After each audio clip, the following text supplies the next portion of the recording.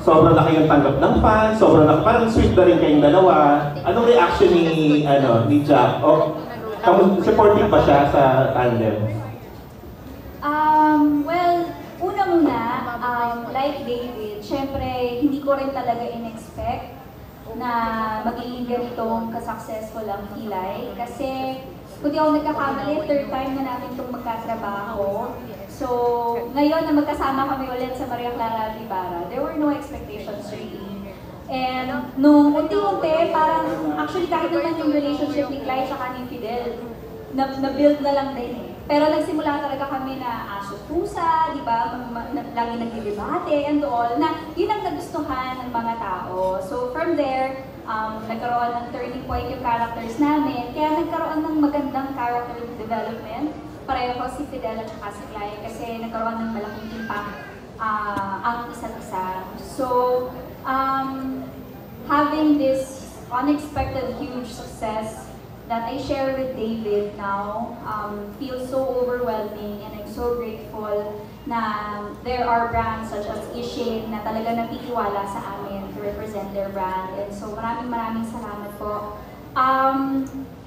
I'm so happy as well dahil yung mga totoong supporters namin ni David, yung fans ni David, yung Solid Barbinatics, they respect our personal relationships. And alam naman nila yon na outside Pilay, tao rin naman kami. We both have different lives, we both have separate relationships. And so nakakatuwa lang dahil ganun ang katatalino ang mga supporters ngayon, ang mga fans ngayon na they're just so happy for the both of us because of Pilay, and no other expectations beyond that. So maraming salamat sa pagtanggap sa atin.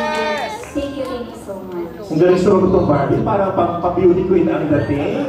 Last na lang kay David, nabanggit ni Barbie yung we have separate relationships. Ay, hindi pala ako sure. Kasi alam namin yung relationship mo with Jack. Kaya may karelasyon ka ba now? Are you single now?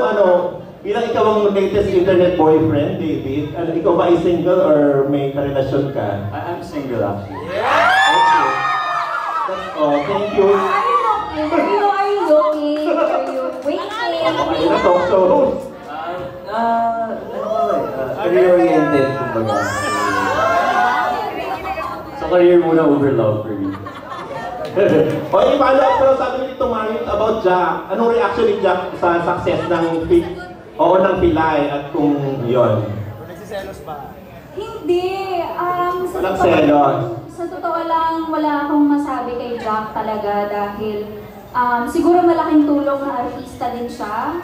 And parehas kami ng industriya, matagal na rin yung ginagawa to. So alam na niya ang kalakaran.